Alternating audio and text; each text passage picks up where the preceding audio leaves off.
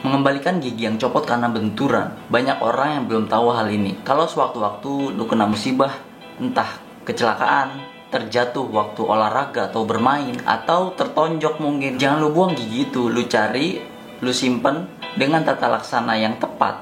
Gigi itu masih bisa ditanam kembali ke rahang kalian.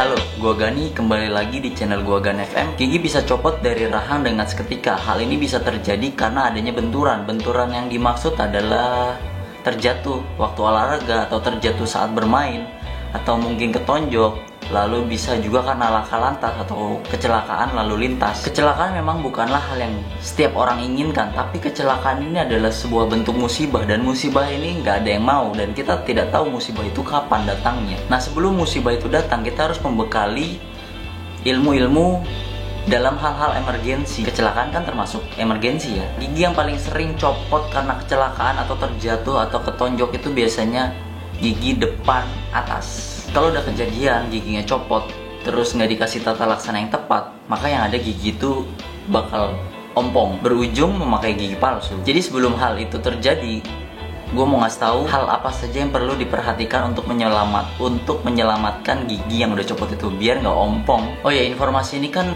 adalah ilmu yang bisa diterapkan dalam hal emergensi. Jadi jika sewaktu-waktu lu ngalamin hal ini, lu bakal tahu apa yang harus lu lakuin. Atau seenggaknya misalnya ada keluarga lu atau temen lu atau mungkin orang di sekitar lu ngalamin hal ini, lu bisa ngasih tahu apa yang harus dia lakukan. Karena dengan mengusahakan tindakan yang tepat, gigi lu masih bisa selamat. Oke, keren juga. Oke, lanjut. Tindakan apa yang harus dilakuin kalau gigi lu copot? 1. Lu cari gigi yang udah copot. Yang kedua, kalau giginya udah ketemu terus lu ambil, ngambilnya jangan sembarangan. Ada cara khusus. Karena kalau ngambilnya sembarangan, nanti sel-sel yang ada di gigi itu bisa mati. Jadi ambil dengan jari lu, tapi pegangnya di bagian mahkotanya atau emailnya yang warnanya putih.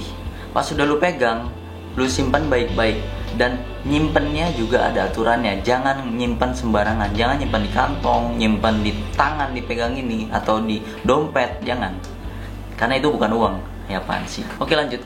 Kenapa menyimpannya nggak boleh sembarangan? Karena di bagian akarnya yang kuning-kuning ini, bagian akar itu ada sel-sel namanya ligamen. Nah, sel-sel itu nggak boleh dipegang dengan sembarangan dan nggak boleh terkontaminasi dengan bakteri.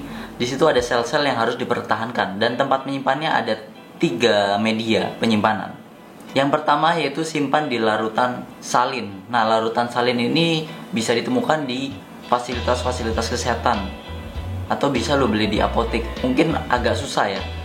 Kalau misalnya nggak memungkinkan, lo bisa pindah ke larutan yang kedua. Larutan yang kedua yaitu adalah air ludah, air saliva, air liur, atau bahasa gampang air ludah ya. Gimana caranya menyimpan dengan air ludah? Caranya, gigi itu lo pegang terus lo taruh di dalam mulut, di sini. Nah, ditaruh di bagian antara gigi dan pipi. Gigi dan pipi kan ada sela-sela nih di gusinya. Nah, lu simpen di situ. Atau mungkin dengan media yang ketiga yaitu air susu. Lu ambil botol, terus lu isi susu, lu masukin ke dalamnya. Setelah lu taruh di media penyimpanan yang aman, yang tadi gue sebutin, segera pergi ke dokter gigi. Kalau bisa jangan sampai lebih dari 60 menit. Karena kalau terlalu lama, nanti sel-sel yang ada di akar gigi itu keburu mati selnya. Nanti prognosisnya buruk. Oh iya, prognosis adalah perkiraan kesuksesan tindakan perawatan. Jadi nanti ketika lu udah sampai dokter gigi, dokternya itu bakal ngebantu lu buat ngebalikin gigi yang tadi ke rahang lu lagi, dibalikin ke lubangnya itu. Setelah dikembalikan, kan giginya itu masih goyang-goyang. Habis itu dilakukan splinting. Nah, splinting ini adalah suatu tindakan untuk menjaga gigi agar nggak goyang atau terlepas dari rahangnya. Oke, jadi splinting tuh gambarnya begini. Gigi lu bakal dikasih kawat, terus ditempelin bahan khusus seperti perekat.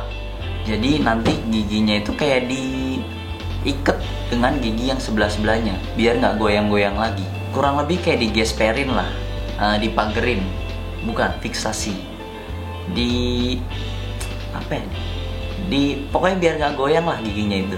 Tujuan dari splinting ini biar sel-sel yang di akar itu kembali berikatan dengan sel-sel yang ada di dalam tulang rahang lu. Kalau berhasil alhamdulillah, kalau misalnya belum berhasil, maka dicarikan perawatan alternatif. Kok bisa nggak berhasil? Iya bisa, karena keberhasilannya ditentuin beberapa faktor. Faktor apa itu? Yaitu faktor umur, terus faktor dari gigi itu disimpan dengan baik atau enggak, yang tadi gue sebutin cara penyimpanannya. Terus yang ketiga, gigi yang udah copot ada di luar mulut sudah berapa lama. Semakin lama prognosisnya semakin buruk. Terus faktor berikutnya dilihat sel jaringan yang terbentur, sel jaringan di mulut lu yang abis kebentur itu masih baik atau enggak. Jadi kurang lebih begitulah tata laksana kalau gigi lu copot. Itulah yang harus lu lakuin.